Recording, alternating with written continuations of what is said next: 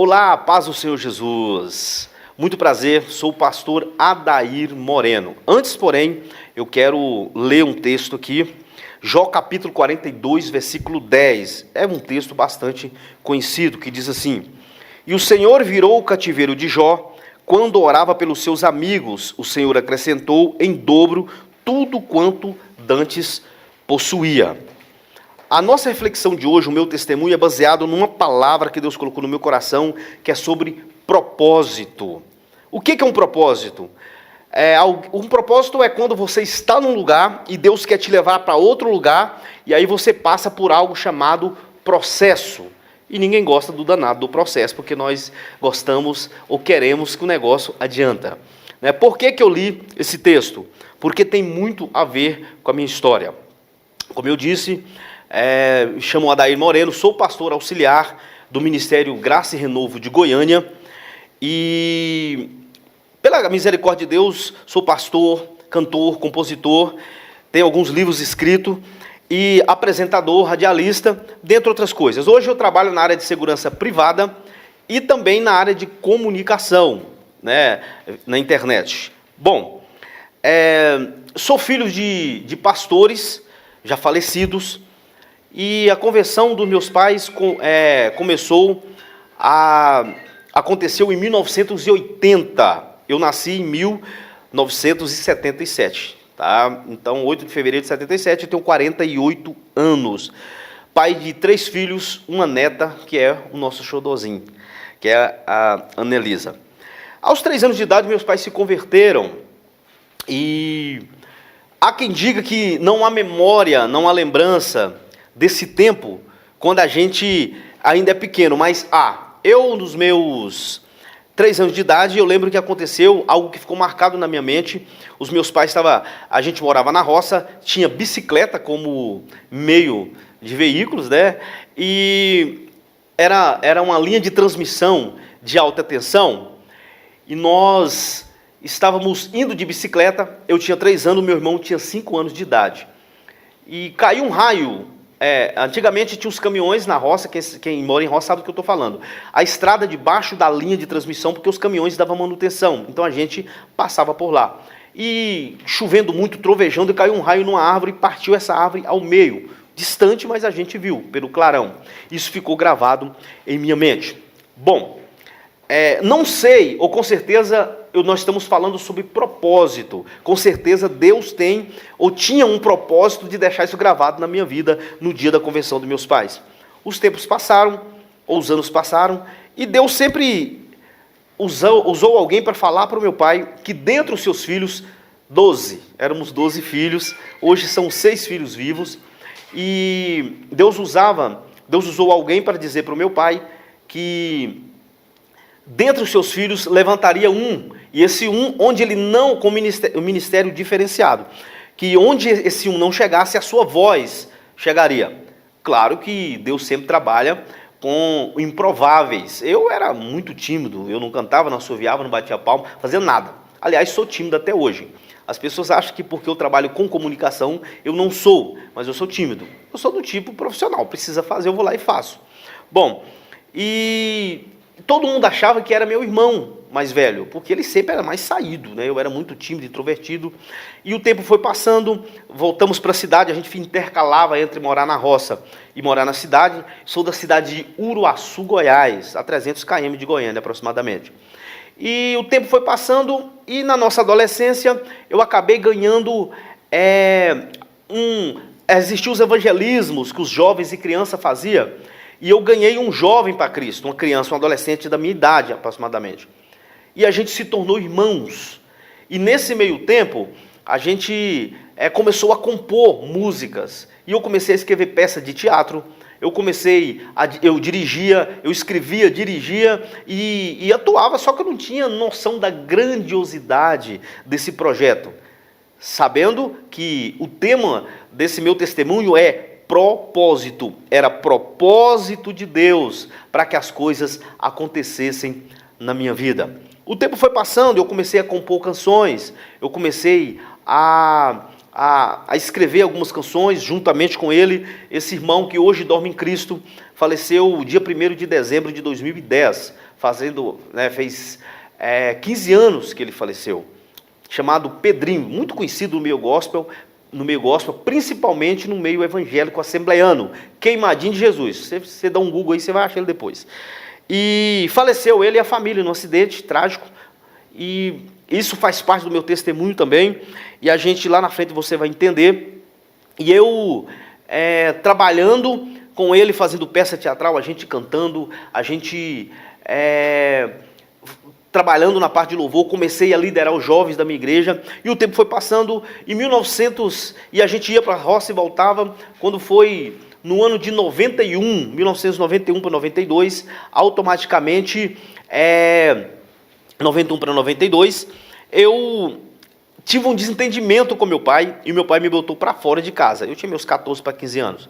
Para mim foi libertador, porque eu achava que eu estava sendo livre. 15 anos, revoltado, sem causa, falei, estou com um burro na sombra, com um rabo na água, agora o negócio vai. E saí de casa de Uruaçu e vim para Goianápolis, que fica próximo a Goiânia. Quem conhece a cidade do tomate. E fui para Goianápolis, justamente esse irmão meu morava lá. E fui trabalhar com eles lá. Fiquei por 1 ano e pouco. Só que eu não conversava com meu pai, meus pais não voltavam lá, falavam com a minha mãe. Quando eu ia, eu falava só com a minha mãe. E estava em atrito com meu pai. E para mim, eu estava com a razão. Um dia eu estava num congresso, comecei a trabalhar com música. Um dia eu estava num congresso de jovens, eu era baterista da igreja. E veio uma irmã de Minas e ela ficava me encarando. E quem é crente, filho de crente há muito tempo, sabe que quando alguém te encara demais na igreja, você já pode esperar que lá vem. E eu, filho de pastor, assembleano das antigas, e eu já fiquei com o olho no peixe e o outro no gato. Eu lembro que um dia, no último dia, ela chegou em mim, eu estava no refeitório, ela perguntou, moço, você canta? Falei, não. Você prega? Falei, também não. O que você faz? Falei, sou baterista, sou músico. Eu apaixonado por música. E ela diz assim, olha, Deus vai levar você de volta para a sua terra, não sei de onde você é. E Deus já preparou alguém para você casar, uma esposa para te dar. Eu fiz igual Sara quando o anjo falou que ele ia ter filho aos 89. Eu comecei a sorrir dentro de mim, por quê? Porque eu falei, cara, eu com meus 15, 16 anos, correndo de casamento, não queria nem saber quem inventou o tal do casamento. E quando os amigos casavam e não dava certo, eu falei, eu não quero casar, não vou. Passa-se um tempo, alguns meses, nada me segurava em Goianápolis. Eu pedi conta da empresa e voltei para a minha cidade. Chegando lá, comecei a trabalhar, passou-se um tempo. Eu conheci uma menina que sempre passava na porta da minha loja, eu tinha uma loja, na época uma borracharia, e sempre passava uma menina lá, que eu achava muito bonitinha. E eu falava, cara, mas que menina linda. E eu comecei a gente começou a fazer amizade, ela foi para a minha igreja. Nesse meio tempo,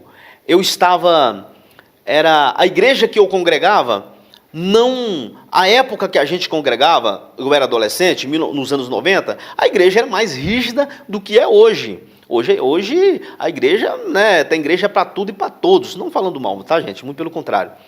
E eu sofria muito na igreja, eu sofria muito porque não me apoiava, e eu sempre fui um ponto fora da curva, na vida, na igreja, no ministério, eu sempre fui.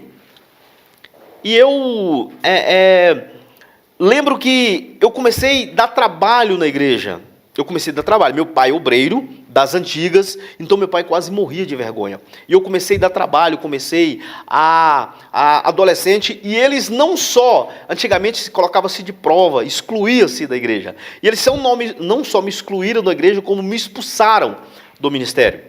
E eu, nesse meio tempo, revoltei. O problema é que, filho de crente, nascido na igreja, o mundo não me cabia e a igreja não me aceitava. E eu fiquei sem saber o que fazer. E meus 14, 15 anos, e eu sem saber o que fazer, eu lembro que, depois que voltei, eu já tinha voltado de Goianápolis, um pastor amigo meu, eu estava afastado da igreja, mas também não ia para o mundo, porque o mundo não me cabia, e não me coube até hoje, graças a Deus, e um pastor começou a fazer amizade comigo, de um outro campo.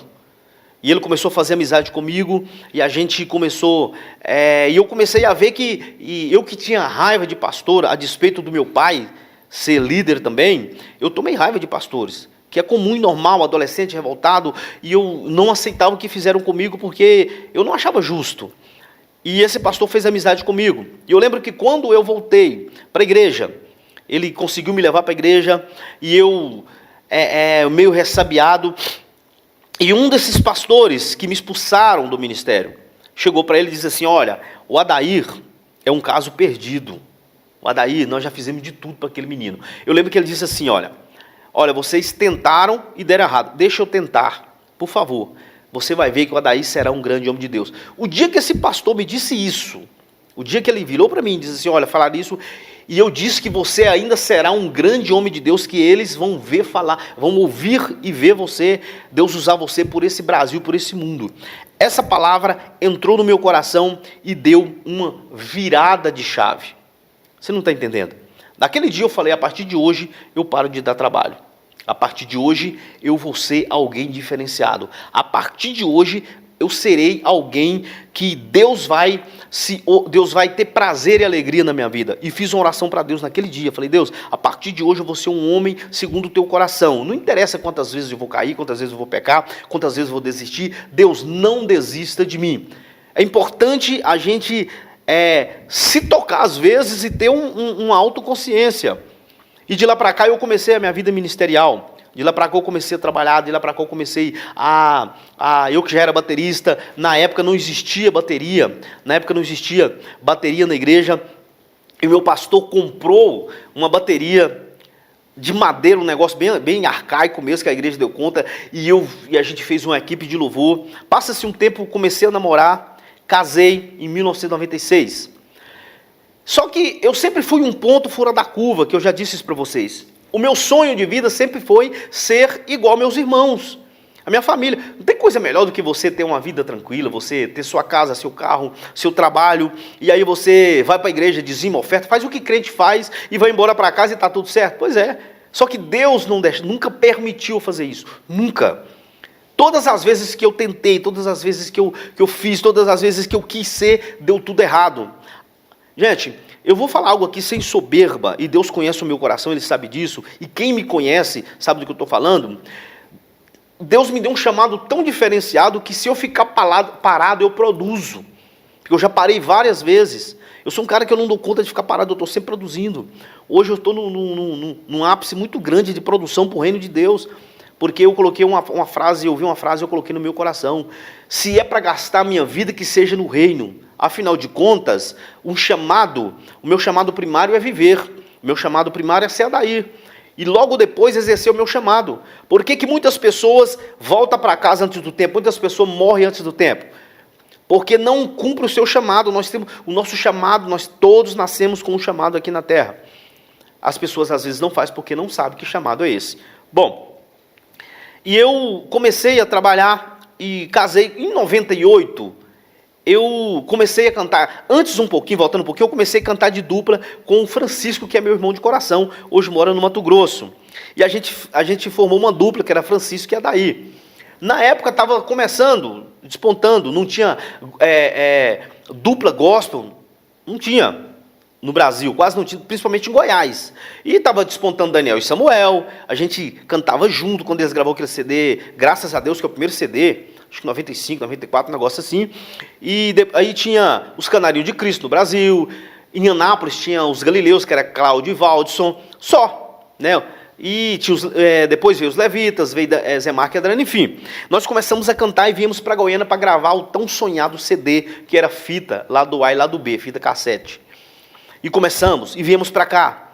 E nós começamos a trabalhar, e Deus fechou as portas de uma tal maneira para mim, que eu não conseguia fazer nada. E eu com um filho pequeno, né, o Adair Júnior, que hoje tem 28 anos, e a minha esposa grávida da minha filha, quase ganhando o neném já, 6, 7 meses. E eu vim para Aparecida de Goiânia, que é Jardim Alto Paraíso. Comecei a trabalhar, e eu capinava lote, não recebia. E eu furava fossa. Eu sempre fui muito batalhador, sempre corri porque meu sonho sempre foi dar uma vida boa para minha família.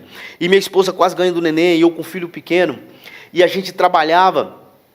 E eu comecei a a ver, eu sabia que era Deus trabalhando na minha vida, por quê? Por causa do propósito. Vou dar uma pausa aqui só para dizer algo para você. Se Deus tem um propósito na sua vida e você está passando pelo processo, gente, se você parar, você vai só atrasar, porque você não vai impedir. O homem não é capaz de impedir um propósito de Deus na vida dele. Ele pode atrasar. Isso acumula dores, feridas, sofrimento, perdas. Você vai entender o que eu quero dizer. E eu não queria, porque eu falava, eu quero trabalhar, eu quero cuidar da minha família, por que eu vou ficar envolvido com obra? Não. E eu sempre, por gente, aprendi a tocar violão, e eu liderava louvor na igreja, e a gente trabalhava, e as portas fechavam. O meu irmão que veio gravar comigo, o Francisco, era pedreiro. E eu, ajudante de pedreiro, o famoso servente. Para ser servente, você não precisa saber, você precisa querer. E eu fui trabalhar. E ele pegava uma obra, começava a trabalhar, eu entrava, passava uns dias, o dono dispensava os dois. E eu sabia que eu era o Jonas da história. Não no sentido de fugir apenas, mas de não querer, porque eu estava num processo. O processo faz isso conosco. O processo, ele nos causa, às vezes, muitas perdas. E a minha família não entendia, que é o normal. A minha família, qual que é o normal? Você casou, você vai cuidar da sua família, e o reino de Deus, você não prioriza ou não faz acima da sua família. Sua família vem em primeiro lugar. Só Deus vem acima da família. Essa é a ordem natural das coisas. Só que eu valorizava a minha família, mas eu não conseguia. E as portas fechadas. Chegou um ponto que eu tinha vergonha da minha esposa. Porque eu falava, gente, como é que pode? A mulher nova, bonita, e eu aqui tentando, né? E eu tentando de todos os jeitos, e ela sabia, eu lembro que ela sempre falava para mim assim, fica tranquilo, porque Deus está cuidando de nós. E eu passei uma fase da minha vida, que durante 8 meses, eu mudei 8 vezes. Aqui no Jardim Alto Paraíso, em Aparecida. Porque eu não conseguia pagar um aluguel de R$50. Era 1998, 99. A gente morava em barracões, não conseguia pagar. Então o dono pedia, eu mudava. E eu lembro que um dia eu pedi para Deus assim, Deus, eu já tenho 2 anos de casar, 3 anos, eu não tenho uma geladeira. Eu preciso de uma geladeira. E Deus usando alguém disse assim, Deus vai te dar de presente uma geladeira. Falei, receba. Né? Quem é que não quer? Um dia alguém chega para mim e diz assim, irmão, eu vi você louvar. Detalhe, eu cantava, gente, você não está entendendo, tem uma música que eu tomei raiva dela, na época, que é aquela música Rompendo em Fé. A letra daquela música é uma afronta para quem estava passando o que eu estava passando. Cada vez que a minha fé é provada, tu me dás a chance de crescer um pouco mais. As montanhas e vales, desertos e mares que atravesso me leva para perto de ti. Ó, minhas provações não são maiores que meu Deus. Você não está entendendo? Eu com violão cantando, era guitarra, não era nem violão, era guitarra Jennifer. Os mais antigos vai saber, né? Os placa preta aí vai saber do que eu estou falando, né? E eu cantava, eu tocava, eu chorava porque assim eu ficava numa raiva daquela música, porque não era isso que eu queria falar. Eu queria resposta. Eu queria que Deus me honrasse, eu queria que as coisas mudassem. E eu chorava e o povo falava, rapaz, o Adair tá igual o pastel de rodoviária, né? Pouca carne, muito óleo. Que unção é aquela? Unção o quê, irmão? Porque eu pensava, depois do culto eu vou ter que mudar. Depois do culto no domingo aqui, eu vou ter que pegar as poucas coisas que eu tenho e mudar para outro barracão. E assim eu faria. E eu lembro que um dia alguém chegou e falou, tem uma bênção de Deus para você. Me deu uma geladeira. Depois você dá um Google. Frigidaire. Tá? Frigidaire 1948. Geladeira da Guerra Mundial. Acho que é a Primeira Guerra Mundial, a Segunda, não me lembro. Acho que é a Segunda Guerra Mundial, né? Não me lembro. Ela era toda revestida em estanho, chumbo. Gente, você não está entendendo aquilo para carregar. Que é três homens para carregar. E eu mudava de mês em mês, imagina a luta. 110 com estabilizador em cima, que quando chovia, dava choque até no vento. Então Deus, mesmo honrando e te facilitando a sua vida no processo, Ele cria graus de dificuldade para você aprender. A pergunta é, você é do tipo que aprende quando Deus está falando? Você é do tipo que aprende, escuta e ouve o que Deus está falando? Esse é o X da questão. E eu lembro que eu me mudei muitas vezes. Passado-se um tempo, eu mudei do Alto Paraíso, fui para Goiânia, já era 2001. E eu comecei a trabalhar. E aí, 2002, 2003. E as coisas não estavam indo bem, mas eu já estava morando melhor, já estava bem, a esposa já estava trabalhando, os meninos já estavam pequenos, eu tinha 2 filhos na época, eu tenho 3, tá? Eu tinha 2 filhos na época. E quando foi um dia, eu consegui montar uma loja Eu montei uma loja lá no Jardim Planalto, ali, Avenida T9, próximo ao Carrefour. Quem conhece Goiânia sabe o que eu estou falando. Área nobre, né? Só o filé. Montei uma loja de pneus e rodas, que era a minha área, e fui trabalhar. E quando eu estou trabalhando, já era 2005. Um dia eu estou lá, chegou um missionário, amigo nosso, que estava em Xingu, na aldeia dos índios. E eu lembro que ele chegou e disse assim para mim, ele desceu barbudo, todo estranho, e disse assim para mim: rapaz, eu estava lá ontem, Deus mandou pegar o ônibus e vim cá só para te dar um recado. E eu já comecei a tremer, porque eu falei, não vai dar ruim esse negócio, né? E quando eu cheguei, ele disse assim para mim: olha, Deus manda dizer para você que o tempo dele de esperar você decidir abraçar o seu chamado acabou. A partir de hoje, Deus está fechando as portas de tudo. Você vai viver da obra para obra e ponto final. Ele entrou no ônibus, Deus não permitiu ele nem visitar os parentes, voltou para lá. De lá para cá, meu querido, vou falar uma coisa para você, ladeira abaixo, viu? Eu comecei a perder tudo, né? Eu estava controlado já para comprar um carro, estava tudo certo, eu comecei a tomar prejuízo, e acabei me mudando para Goianápolis de favor, no fundo de uma igreja. Fui morar no fundo da igreja, que o meu pastor foi transferido para lá, ele alugou uma casa e deixou eu morar na casa pastoral. Eu abri a minha loja lá e foi só ladeira abaixo. De lá para cá, até eu entender, fiquei lá uns 8 meses e voltei para Goiânia com a minha família, e eu comecei a trabalhar, e eu comecei a aceitar o ID. E eu congregava numa igreja, já era presbítero da igreja, depois fui evangelista, e nessa igreja que eu congregava, houve mudança de pastores, e o pastor começou a me maltratar minha família, porque a gente morava na casa pastoral, de favor. E a minha esposa, na época, limpava a igreja, eu era sonoplasta, líder de louvor, cuidava da igreja, abria, fechava e trabalhava fora. E era uma correria, e tinha voltado a estudar e estava muito mutuado. Até um dia que eu coloquei no meu coração, eu não vou mais ir para a igreja. Já era evangelista, viu?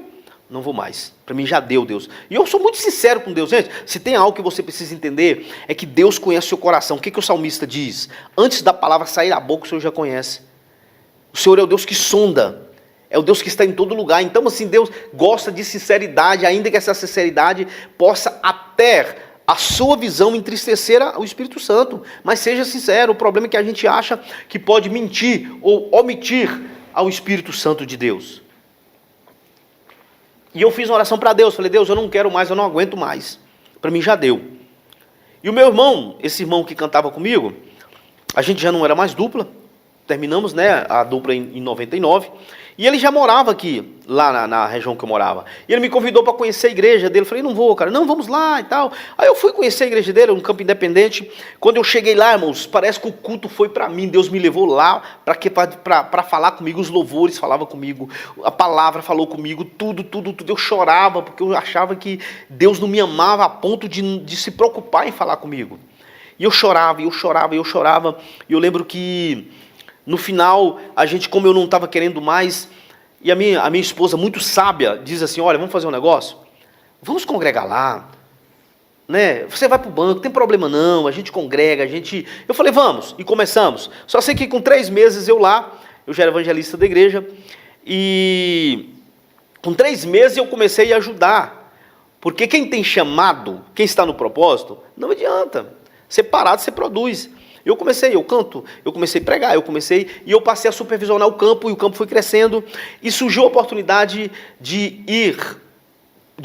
um dia me chamaram para ir em Trindade, setor Ponta Caiana, o ano era 2006, 2007, e a gente foi para Ponta Caiana. Quando eu cheguei lá, eu odiei o lugar, porque não tinha asfalto, não tinha água tratada, era um lugar feio, né? Lá era um lugar largado, abandonado por Deus na época. Quando eu vi, eu entrei falando assim: como é que pode alguém morar num lugar desse aqui? Que coisa horrorosa. Quando eu entrei na casa, eu ia pregar. Quando eu pisei no portão, o Espírito Santo, como poucas vezes ele falou comigo de fora para dentro, eu ouvi em voz dizendo assim: ó, é aqui que você fica. Eu entrei em pânico, eu falei: não, isso é a voz do inimigo, está solto. Deus me livre no lugar desse aqui. Eu moro em Jardim Europa, eu moro na Vila Boa, eu moro em área nobre, vou vir para o ponto, mas nunca precisou. E quando eu cheguei em casa, eu disse para a esposa, falei: olha, aconteceu isso, Deus disse para mim. Ela fez assim: engraçado que Deus falou a mesma coisa comigo, então vamos embora. E a gente começou a trabalhar lá, muito difícil. E eu não queria porque era um lugar onde tinha muita gente ferida, Igrejas grandes lá ainda tem muitos campos bons vazios. Você ia para os botecos, a grande maioria eram bêbados, drogados, mas pessoas que eram obreiros, pastores. Então você resgatar esse povo era difícil. E eu fiz uma oração para Deus, como eu sempre fiz. Lembra que eu disse para você que eu sou um ponto fora da curva? Eu nunca vou consigo ser igual. Não dá. Eu já tentei, acredite, não dá. E eu olhei para Deus e disse: Deus, eu aceito o desafio. Porém, eu quero ser um pastor que não parece pastor, de uma igreja que não parece igreja, para quem está ferido e não gosta de igreja. Deus falou: fechou. E fomos para lá e começamos a fazer um trabalho diferenciado. E Deus começou a honrar. E aí as próprias igrejas começam a levantar contra, né? Porque as igrejas não gostam de ver as outras crescer. Infelizmente. Não deveria ser, mas é um corpo que briga entre si, né?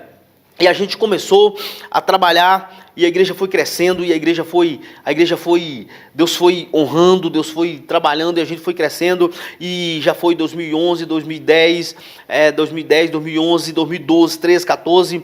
Em 2010, eu comecei a passar por um processo de perda. Dia 1º de dezembro de 2000, dia 2 de novembro, escuta, dia 2 de novembro de 2009, eu tive uma perda na família, minha irmã morreu. A primeira morte na família depois de 20 e tantos anos. Morreu aos 44 anos. 42 anos, desculpa. E eu, como único pastor da família, a não ser meu pai, acabei tendo que fazer culto fúnebre, aquela coisa que, né, eu não gosto de fazer, ainda mais de família. E a gente foi. E eu na minha cabeça, não vou ter luto, porque se você ter luto, eu tenho que parar. E a minha vida é muito corrida, eu não quero sofrer. 28 dias depois, dia 1º de janeiro de 2010, eu sofro outro baque, que esse irmão meu que eu ganhei para Cristo, o queimadinho de Jesus, que era irmão não era de sangue, mas era brother. Ele bateu o carro chegando em Uruaçu, morreu ele, a mulher e os 2 filhos. Você tem ideia do que você, 28 dias antes, perde uma irmã, depois você perde um irmão, e aí você ir num velório de 4, a família inteira, a menina tinha 13, 14, ela tinha 16, o menino tinha 14, ele ia aos 37 anos, a mulher aos 35, então assim, e eu não quis, e eu continuei, e eu dou uma pausa aqui para dizer algo para a gente: não queime etapa, não queime, não espiritualize aquilo que é humano. Tá? É o que Paulo fala: trata o que é carne, o carnal como carne e o espiritual como espírito. Porque nós não nascemos crente, nós nascemos gente. Nós nascemos ser humano. E eu comecei não quis ter luto, continuei. 1 ano e meio depois, meu pai foi diagnosticado com câncer de esôfago. Veio para Goiânia, isso era 2011 já. E eu parei as minhas agendas, eu já pastoreava a Trindade. E fui acompanhar meu pai. Detalhe: como eu briguei com meu pai, você lembra da história? Meu pai me botou para fora, a gente fez as pazes depois, né? Eu estou correndo aqui por causa do tempo, e a gente fez as pazes, mas eu não consegui mais ser amigo dele. A gente, assim, ter aquela intimidade, eu não conhecia meu pai, gente. Eu já estava com meus 30 anos, 35 anos, e não sabia quem era meu pai, não tinha a mínima ideia. E a minha oração: Deus, eu quero conhecer meu paizão de novo. Sabe? A gente era muito parecido, por isso que a gente não dava certo. Tanto fisicamente como o nosso temperamento, e geralmente dá choque. E meu pai foi diagnosticado com câncer e veio para Goiânia, e eu vim cuidar dele esses tempos. Durou 6 meses. E aí eu pude conhecê-lo. E meu pai deixou um dos testemunhos mais lindos que você pode imaginar. Meu pai deixou um dos testemunhos mais lindos nos últimos meses de vida para mim. Meu pai dava aquelas crises de câncer, de dor, que ele gemia, que ele quase morria. Nós ficamos 2 semanas na emergência, aguardando o leito, no Araújo Jorge. E eu sentado numa cadeira do lado dele, ele não me deixava para nada, e sobre dose de morfina, sobre efeito de morfina. E eu lembro que quando teve um dia, ele dava aquela crise, ele começava a falar em línguas. E ele começava e eu ficava com vergonha. Um dia eu disse para ele assim: paizão, não fica falando em línguas não, o povo não entende, vai escandalizar o reino. Eu lembro que ele estava suadinho, bem magrinho, né? Meu pai tinha 1,90 m e pouco, mais de 100 quilos, e ele estava muito magro, porque não alimentava. E ele olhou para mim, e ele tinha os olhos azuis, pensa um negro de olhos azuis, né? Pena que eu não herdei, né, gente? Fazer o quê, né? Se bem que gente feio com olho azul é meu cor de feriado de domingo, né? Não altera nada. E eu lembro que meu pai olhou para mim, ele apontou o dedo tremendo para mim e disse assim: olha, quem é você para se meter entre eu e Deus. Nunca mais faça isso. E gritando e todo mundo olhando. Você é pastor, rapaz. E eu falava, desnecessário, não precisava disso. E ele diz, você é pastor. Para com isso. A gente transborda na hora. Olha o que ele disse. Na hora da dor, a gente transborda daquilo que a gente está cheio. Você não vê as pessoas xingando porque eles estão cheios disso. Eu estou cheio de Deus. E quando eu comecei a falar em línguas, ele diz assim para mim, veio Jesus e colocou a mão no meu estômago e parou de doer. E Jesus está aí do seu lado, está com a mão no teu ombro. E eu olhava para ele, eu olhava do meu ombro, pai, não tem ninguém aqui não. E eu pensava, deve ser a morfina. Ele dizia, meu pai. E ele falava assim, olha, Jesus está aí do seu lado. Jesus está aí. E ele dizia para mim assim, quantas vezes depois de uma crise horrível, ele olhava para mim e dizia assim, quando ele parava tremendo um pouquinho, ele olhava para mim assim, suado, eu enxugando ele falava assim, meu filho, Deus é bom demais para mim.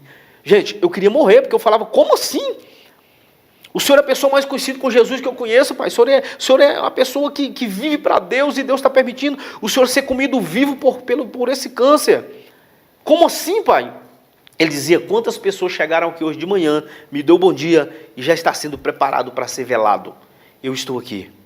Deus é bom demais para mim. E eu olhava e ficava, depois eu parava e pensava, que fé é essa, meu Deus? Que isso? E o tempo foi passando, 6 meses depois, meu pai faleceu. E nós fomos para Uruaçu, fizemos o velório, e eu não quis ter luto. Continuei trabalhando, só que eu já estava cansado. Então, nesse tempo, eu já trabalhava em televisão, eu já trabalhava em rádio, já fazia show com banda, eu apresentava eventos. Então, eu viajava muito, andava muito, e era pastor dirigente, era pai e esposo. E, às vezes, a gente faz a obra de Deus sem agradar a Deus. Então, é muito importante a gente parar. Não é porque está dando tudo certo, não é porque você está produzindo, não é porque a obra está indo, mas se você está cansado, se está te matando. Gente, esse é um conselho para você que é líder, principalmente. Se está te matando, se está tirando se está te fazendo mais mal do que bem, é melhor parar. Pare, respire. Ah, mas se Deus cobrar, Deus não seria mal a esse ponto. Pare com isso. Porque a obra de Deus tinha antes de você, está tendo durante e vai ter depois. A pergunta é, você vai estar vivo para concluir o seu chamado? Tem pessoas que precisam de você. A tua família precisa de você. Tem gente que se espelha em você. O que tem de pastores, líderes, tirando a própria vida, que a despeito de ainda estar vivo, já deixou de viver. Pessoas que só existem. Daí começam as crises. Porque não existe crise de vida. Existem crises existenciais. Quando eu estou tendo muita crise é porque eu estou só existindo.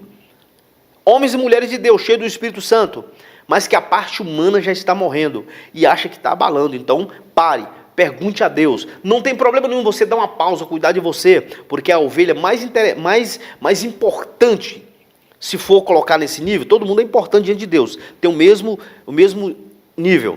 Mas a ovelha mais importante da sua igreja, pastor, é você. Porque você tem que estar bem para cuidar das outras. Tá? Pastor adoece, sim. Pastor entra em depressão, sim. Pastor fica triste, sim. Pastor precisa de férias, precisa de folga. Entenda isso, tá? Não cobre do seu líder aquilo mais do que ele possa fazer por você. E eu não quis. E foi 2015, 2013, 14, 15, e eu fui ficando triste, ficando mal. 2017 eu já estava a reboque. E aí Deus permitiu mudar um vizinho para a porta da igreja. E esse vizinho começou a atormentar a igreja, mas de uma maneira que você não está entendendo.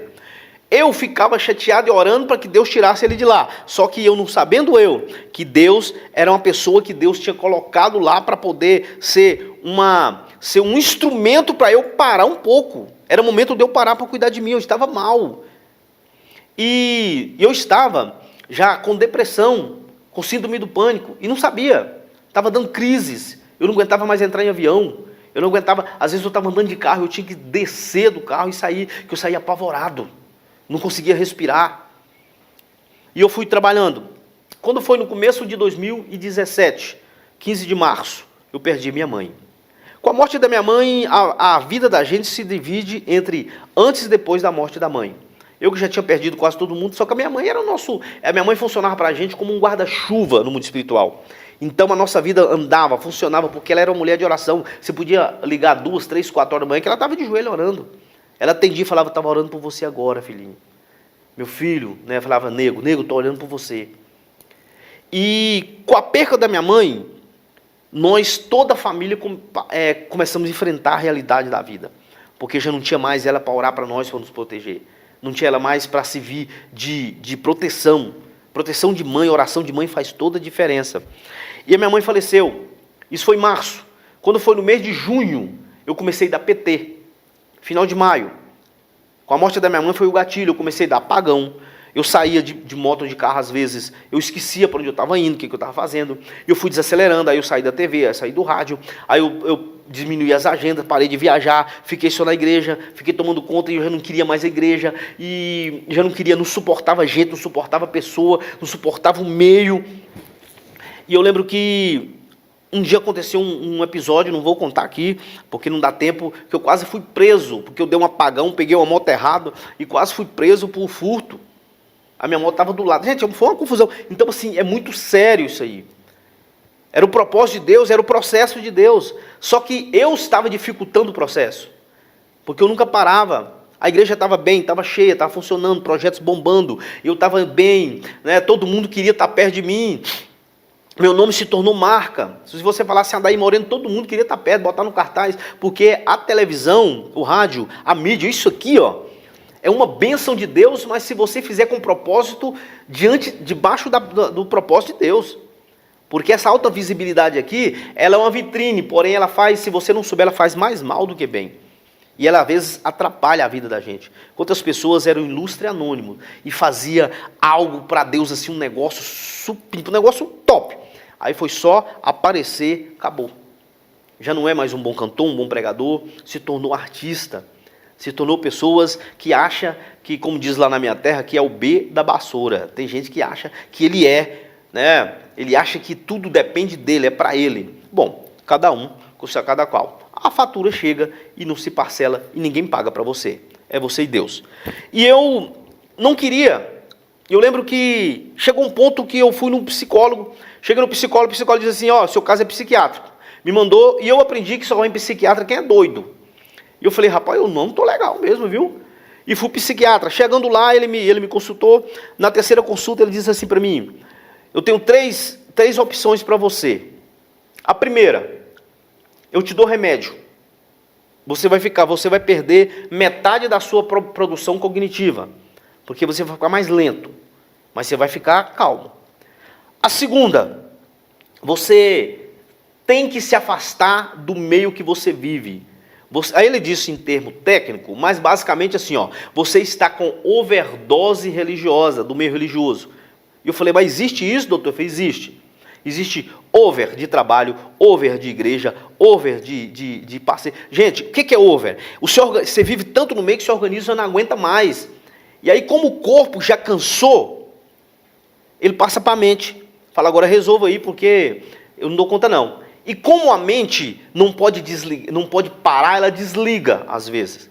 Eu tô falando a grosso modo para você entender. Esses apagão era a mente dando uma pausa para poder refrigerar o radiador, porque senão fundia. Ele diz, olha, vai chegar uma hora que ela vai desligar e não vai ligar mais, ou vai ligar pela metade. Porque a mente faz isso.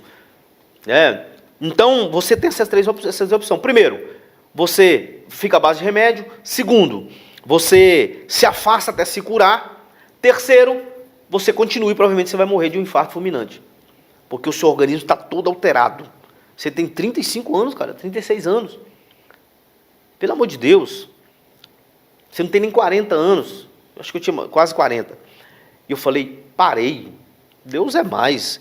Né? Viver é um trabalho danado, eu vou morrer para quê? E aí eu tive que parar. Então, assim, eu perdi a minha mãe, foi 50% da minha vida. Aí eu tive que largar o ministério, coisa que eu amava fazer, que era cuidar de gente, pastor, foi mais 25.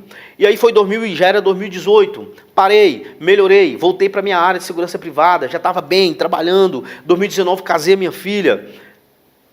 E fiz o casamento dela, coisa mais linda. No começo de 2000, quando começou 2020, em 2020 começou a história da pandemia, você conhece a história. Eu falei, agora eu vou organizar a minha vida, agora o negócio vai. E eu sou surpreendido com uma notícia que arrebentou comigo de vez. A minha esposa, que eu era casado há 25 anos, a gente vivia muito bem, eu amava de paixão ela, chegou e disse, não te amo mais e não te quero mais. Você merece ser feliz e eu também. Aquela velha história. Eu entrei, meu chão acabou. Bom, resumo da ópera. Passei por um divórcio que quase me matou. Eu que já tinha perdido tudo, aguentei todas as perdas porque eu tinha família, tinha esposa do lado. De repente eu perdo, que era a minha base, minha sustentação.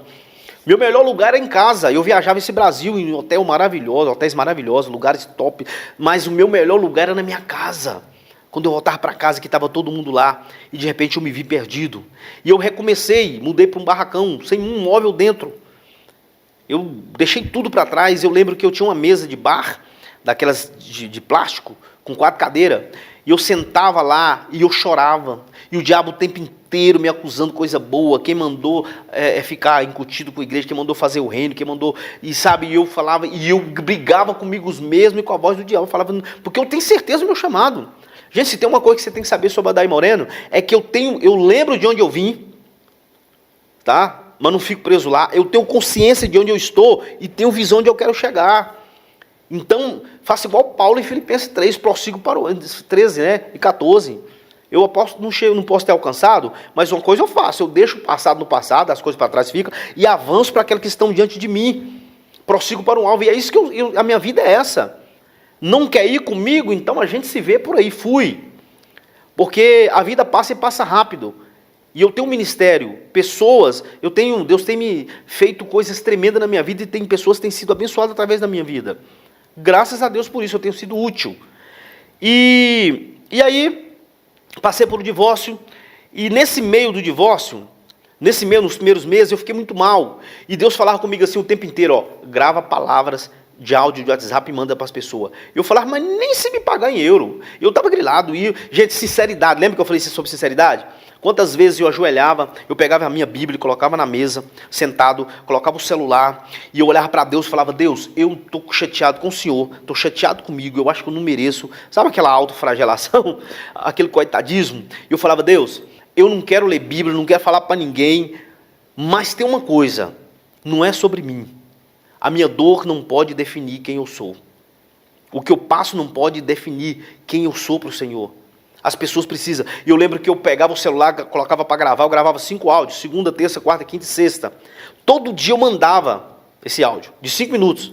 E eu gravava falando da grandeza de Deus, porque eu cria naquilo. Não para mim. Na minha cabeça, para mim, não aconteceria. Mas para as pessoas, sim, porque Deus é o Deus que Ele faz. Eu tenho história com Deus, eu conheço Deus. Assim como eu sei que Ele me conhece. E eu lembro que eu gravava e quando terminava a gravação, eu desligava e eu começava a chorar. Eu chorava e falava, Deus, que ódio, que raiva. Porque eu começava a falar para as pessoas aquilo que eu precisava para mim. E sabe o que é mais que doía mais? Era os feedback.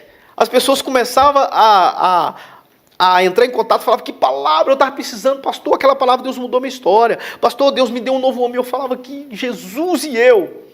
E quando você pergunta, quando você grita, quando você clama, quando você precisa e você quer, quase que sempre, tudo que você tem é o barulho gritante do silêncio de Deus. Porque Deus, no silêncio, Ele fala. Entenda isso. No silêncio Deus fala, gente.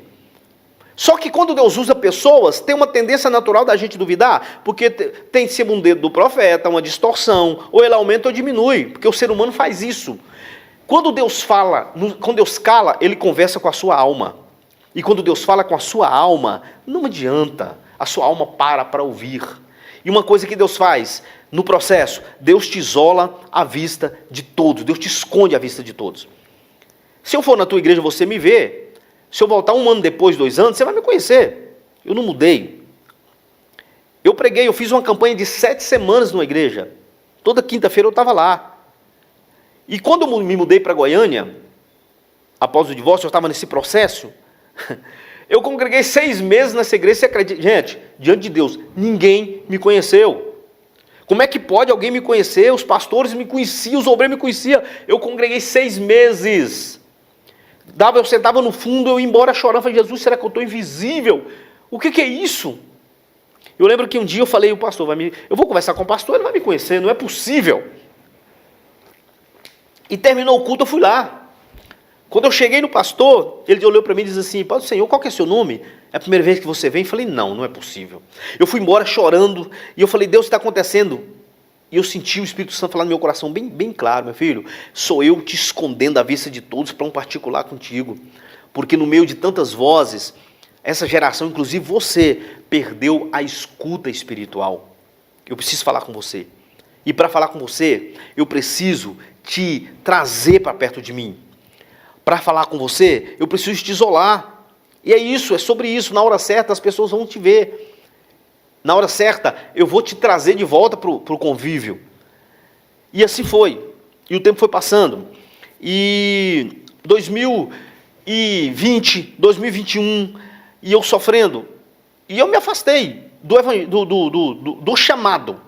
Sempre continuei crente, continuei. O problema é que quando você para de pastorear, ou quando você sai da mídia, as pessoas começam a te tratar como desviado. E eu ia para as igrejas, e os pastores só me tratavam bem, até saber quem eu era. Porque eu era muito pungente, eu era muito ativo no meio. Quando sabia quem eu era, eu ficava com ciúme, não falava mais comigo, me ignorava. E eu ficava muito triste, mas eu ia por causa de Jesus. Eu ia por causa do Evangelho, eu ia por causa de Cristo.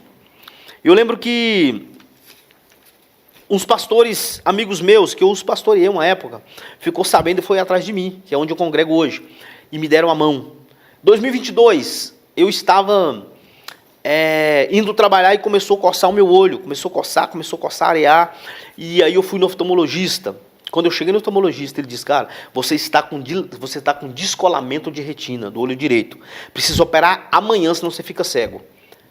E eu corri, fui mexer com cirurgia, passei essa cirurgia, passei 4 meses, gente, geralmente a gente melhora com 30 dias. E aí deu complicação, me deu inflamação, e deu não sei o quê. E eu, 4 meses, olhando para baixo, dentro de casa, numa situação complicada. Empresa manda para o INSS, INSS não paga. E aí eu pagava pensão, pagava... Sabe, você entendeu? E eu nunca reclamei, nunca. Eu ajoelhava no meu sofá, minha oração para Deus é assim: Deus, eu não tenho nada para te falar. Eu não tenho nada para te oferecer, a não ser um coração sangrando, ferido, e os meus pecados. Mas eu estou aqui. É importante ter sinceridade. Se você está assistindo desde o começo esse testemunho, você está vendo, você percebeu que eu tenho falado muito sobre sinceridade com Deus. Não se mente ao Espírito Santo. E eu lembro que passou-se o tempo, e eu melhorei. Um dia eu já tinha uns 6 meses que eu estava operado, e eu tinha que voltar, e eu estava com um silicone no olho. Quem fez cirurgia colocou, sabe o que eu estou falando. É um óleo que coloca para colar, e você fica como se estivesse dentro de uma piscina o tempo inteiro. Então esse olho eu não enxergava com ele, só isso aqui. E um dia eu acordei pela manhã, eram as 3 da manhã, com um ser dentro do meu quarto. E a minha alma sabia que era a morte. E eu não sei te explicar como. E eu repreendi, eu vi assim... deu para ver um vulto que só olhou para mim e saiu. E algo falar na minha alma assim: ó, se prepare que você vai morrer. Se prepare que o seu dia chegou. E eu passei o dia mal, um dia de sábado muito mal, muito angustiado. E eu lembro que quando deu umas 6 da tarde, eu falei: vou ver meus filhos. Vou despedir dos meus filhos, que eu tenho certeza que eu vou morrer. E eu saí, fui para a Trindade, eram as 6 da tarde. Encontrei, foi tanta coincidência, que eu cheguei lá no trabalho da mãe deles, né? A mãe deles casou outra vez, ela e o marido tem um comércio. E eu cheguei lá na casa do meu filho, ele não estava no comércio da mãe. Tá? Então, assim, a despeito da gente tá divorciado, você vai fazer 6 anos, né? A gente ainda tem um laço de amizade por causa dos filhos, então a gente se respeita. A gente nunca teve problema, na verdade, né? Só o casamento que acabou. E eu lembro que eu cheguei lá, estavam todos lá. Estava o meu filho, uma caçula, estava a minha filha com o marido, e estava meu filho com a noiva na época. E eu assustei, falei: todo mundo junto no mesmo lugar? O que é isso, rapaz? E eu com aquilo na cabeça, a gente conversou, e na hora de ir embora, eu saía, era para sair para a esquerda, eu saí para a direita. Não sei te explicar como. Quando eu me toquei, eu já estava lá. E quando eu parei de frente, lá tem um UPA, numa avenida de 2 pistas, do Cristina, setor Cristina. Eu parei, o celular tocando, e eu atendi, era meu filho: pai, você está indo para onde? Seja o que for, vai embora para casa, porque quando você saiu, eu senti que era despedida. Eu falei: tá solto, rapaz, vou embora para minha casa. E eu saí, quando eu peguei o corredor, a minha moto é uma moto um pouco grande, que eu acelerei, eu olhei no velocímetro, estava quase 100 km por hora. Eu lembrei do que meu filho falou, que eu pisei no freio, eu senti um impacto. um pitbull fugiu do dono, atravessou um canteiro, um terreno baldio e bateu de frente com a minha moto. E eu caí. A moto quebrou toda e eu caí. E eu levantei todo ralado. Eu tenho cicatriz até hoje. Estava com o relógio roeu. Isso aqui ficou no osso, na carne viva. Olhei aqui, isso aqui rasgou aqui, que estava com osso de gente. Você tem que ver coisa mais horrível. E eu levantei e fui pro UPA. Eram as 7 da noite, mais ou menos. E quando eu cheguei no UPA, e eles foram fazer todos aqueles parecer, e eu sangrando muito. E eu sou hipertensivo. E de repente eu comecei a passar mal, deu um remédio meia-noite, eu comecei a passar mal. Meu coração começou a bater muito rápido, e a boca ficou ruim, e eu chamei meu filho, eu estava sentado numa cadeira de roda, que ele estava me locomovendo, e eu disse para ele, me chama um médico que eu acho que eu vou desmaiar. Quando eu desmaiei, eu acordei, com eles me reanimando. Eu quase morri. E cheguei da parada. Mas eu sabia no meu coração do projeto de Deus. O tempo se passou. Eu melhorei. Quando eu fui fazer a revisão no olho, deu problema no olho de novo. Tive que mexer no olho outra vez. Processo. O processo é isso. O processo é causador. E quando eu fiz, passa-se um tempo, vai eu passar um laser. Quem fez isso sabe que tem que passar um laser para limpar. Que o médico olha e fala, tem uma catarata enorme aqui, vou ter que operar seu olho de novo. E mexeu 3 vezes no meu olho. Até o dia que Deus me disse assim, eu estava orando, eu lembro que eu estava na madrugada, falei, Deus, o que o Senhor quer de mim? E o Espírito Santo falava o tempo inteiro no meu coração assim, ó, recomeço, recomeço, recomeço. E Deus me desconstruiu. E eu quero dizer algo para você. Você lembra que desde o começo do testemunho eu estou falando a palavra que eu estou falando é propósito e sinceridade. Eu lembro que eu estava um dia no meu gabinete pastoral, e eu estava no gabinete, numa depressão horrível, o culto rolando lá fora, tinha uma parede assim, eu no meu gabinete eu chorava e falava, Deus, como é que pode eu ser a pessoa mais triste dessa igreja? Como é que pode? Eu sou o pastor, eu sou a pessoa mais infeliz daqui. E eu olhei na parede, eu olhei no banner, tinha um banner bem grande. E esse banner tinha uma foto. Antigamente a gente fazia umas fotos do banner, bem, né, com bastante Photoshop. E eu com a camisa vermelha, pensa do negão que estava bonito. E eu olhei e vi lá, e eu olhei e falei para Deus assim, olha a oração que fiz. Falei, Deus, quem que é esse cara? Esse cara não sou eu. Eu não tenho nada a ver com esse cara. Eu me tornei ele para agradar pessoas que não estão nem aí para mim. E aí que vem a sinceridade. Gente, vou abrir um parênteses aqui. Cuidado com a oração que você faz com a alma, viu? Quando você está em momento de angústia, essa oração, essa aí vai direitinho para o ouvido de Jeová. Eu lembro que eu falei para Deus, Deus, me desconstrua. Deus, o senhor não precisa da minha autorização, mas como o Senhor é educado e só faz aquilo que a gente convida para fazer, Deus, tira isso tudo de mim. O Senhor pode tirar nome, prestígio, tira tudo, tudo. Porque só não tira minha família, mas eu quero ser feliz de novo. Me reconstrua. E foi isso que Deus fez. Deus me reconstruiu outra vez. Deus me desfez para fazer. E eu perdi tudo, gente. Eu me vi num barracão, como eu disse para vocês. Então eu perdi, em poucos anos, foi nome, prestígio, ministério, igreja, casamento, tudo, tudo. Até a saúde foi embora. Eu estava sozinho, abandonado num barracão, deprimido. Tinha dia que eu levantava pela manhã e ainda falava, Deus, por que eu não morri? Deus, eu quero voltar para casa, tá bom, chega, já chega. E tudo que eu ouvia era o barulho gritante do silêncio de Deus. Quando você quer ouvir Deus falar, Deus não fala verbalmente, Deus fala com a tua alma através do silêncio. E eu lembro que eu perdi, e eu não tinha, e as pessoas que entravam, amigos sumiram, desapareceram.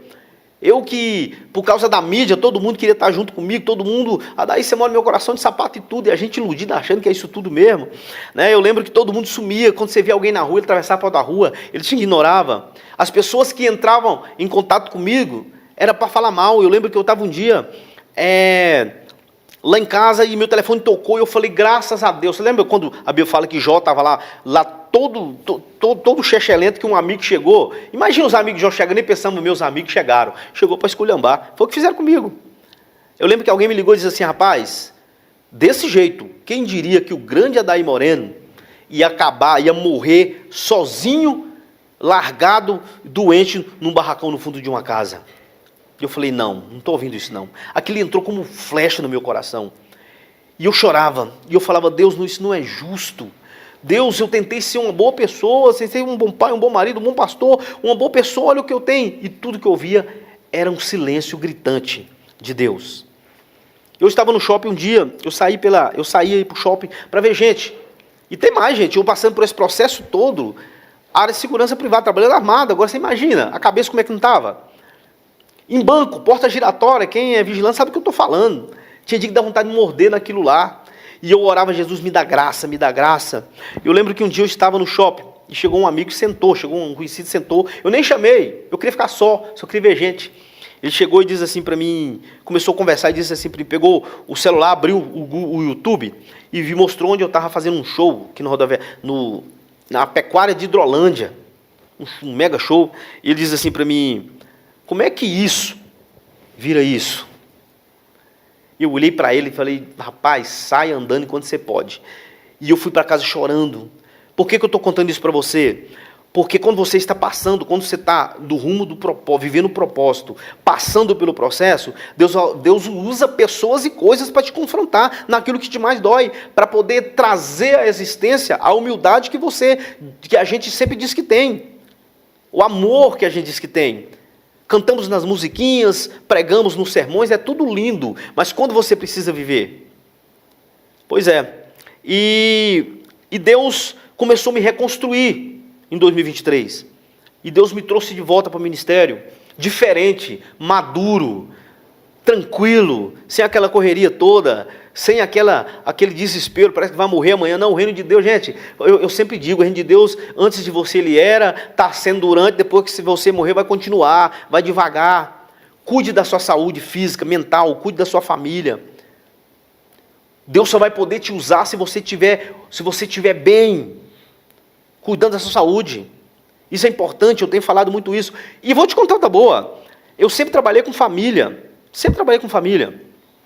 E depois que eu passei pelo divórcio, que quase me matou, eu comecei a trabalhar com solteiros adultos. Você aguenta? 30 a mais. Hoje eu trabalho com solteiros adultos. Hoje eu dou palestra, eu tenho um seminário chamado Macho Alfa na atualidade, onde eu viajo ministrando. Esses dias eu estava ministrando para solteiros. E eu olhando aquele monte de solteiros, uns 400, e falando quem te viu e quem te vê. Sabe por quê? Porque uma coisa é você falar, outra coisa é você viver. Hoje você está daqui aconselhando, amanhã você pode ser de lá, está de lá sendo aconselhado. Isso é projeto de Deus, isso é propósito. Então hoje eu trabalho com solteiros adultos, hoje eu dou palestra, hoje eu louvo, hoje eu ministro, né? Hoje eu trabalho nas redes sociais também, com isso, com cura da alma, porque eu fui ferido e fui curado a minha alma, estou pronto para recomeçar. E eu encerro esse testemunho dizendo algo para você nesse momento. Você que está assistindo aí, você que se identificou, você que está no processo, você que perdeu coisas, pessoas, casamento, família, saúde, bens. Deixa eu falar uma coisa para você. Vai ter momento que você vai desistir se você ainda não desistiu. Mas crente desiste, pastor? Lógico. Sim. Vai ter momento que você vai perder a fé. Crente perde a fé? Perde. O que Deus não nos deixa perder é a esperança. Por que Lamentações 3 diz assim, ó, Deus, me traz à memória o que me dá esperança. Porque a esperança ela traz de volta o sonho, a fé, o ministério, o prestígio, a vontade. Quando você tem um resquício de esperança, ela traz de volta. E é necessário, às vezes, Deus te esvaziar, Deus te desconstruir, para que te construa ainda melhor. Porque o que você já alcançou não chega nem perto do que Ele projetou para você. Passe pelo processo.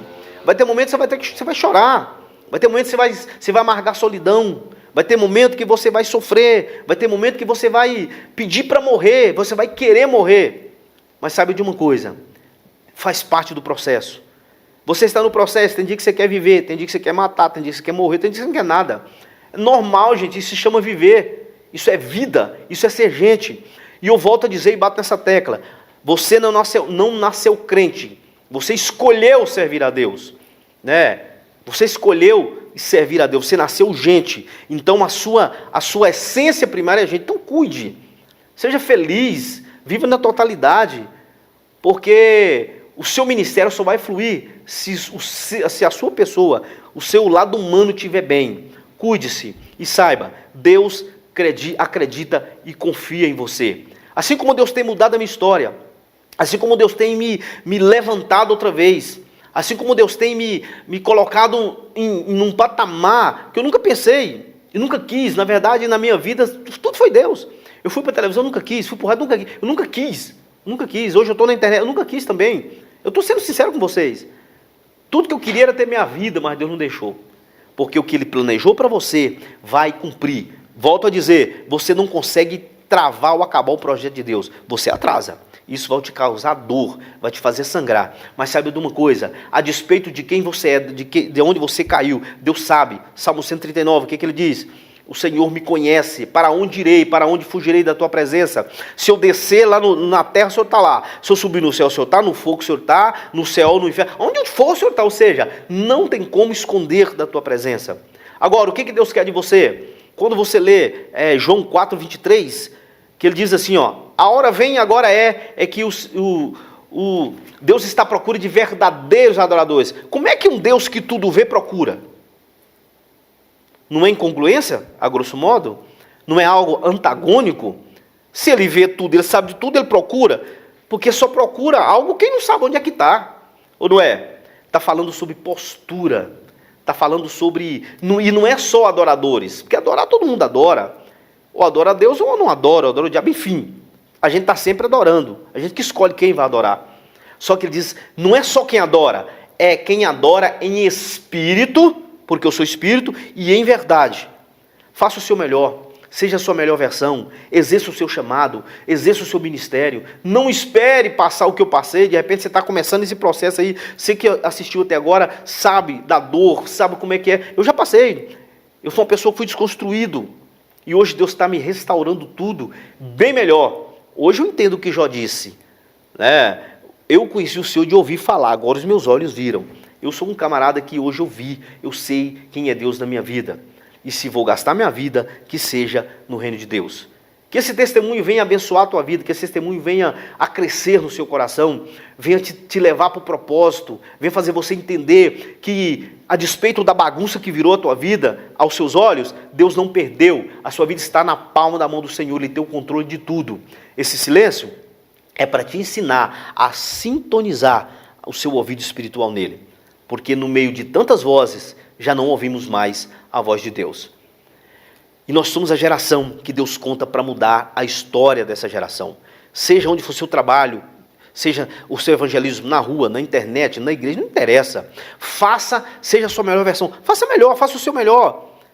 Se prepare, porque o melhor de Deus já está acontecendo, ainda que em dor, mas ainda virá tempo de bonança para a tua vida. E se não vier aqui na terra, não se preocupe, porque aqui é só uma passagem, tá? No céu é que é o nosso verdadeiro lar. O importante é garantir que vamos entrar no céu e que teremos galardão no céu, em nome de Jesus. Que Deus te abençoe.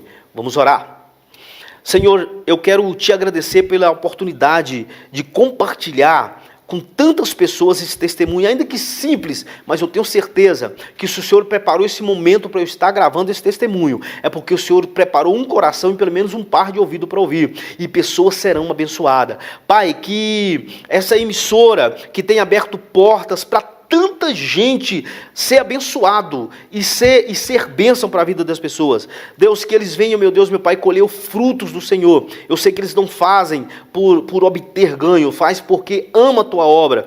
Pai, obrigado, meu Deus. Pai, Senhor, venha tocar no coração de cada pessoa, no Brasil, no mundo, onde está ouvindo esse testemunho. Que pessoas venham ser livres, que pessoas venham ser abençoadas, que pessoas venham entender que a última palavra é na tua vida, na vida deles, vem do Senhor. Pai, que Deuteronômio capítulo 8, versículo 2 se cumpra, que nós vamos entender que o Senhor permitiu Israel passar por aquilo tudo para duas coisas. Primeiro, para ver o que estava no coração. Segundo, para que Israel entendesse que a última palavra é do Senhor. A nossa vida, a despeito de acharmos que temos controle, é o Senhor que controla, é o Senhor que leva, traz, é o Senhor que tira, põe, o Senhor que acrescenta e diminui. Pai, que nós vamos ter o coração do Senhor e que cada um nesta hora venha entender o seu chamado. Consola quem precisa de consolo, Abraça quem precisa de abraço, Deus, e continue trabalhando na vida do que o Senhor começou, porque a tua palavra diz que aquele que começou a boa obra é fiel para terminar, e o compromisso do Senhor primário é com tua palavra. Por isso nós te louvamos e te agradecemos. Obrigado por essa oportunidade,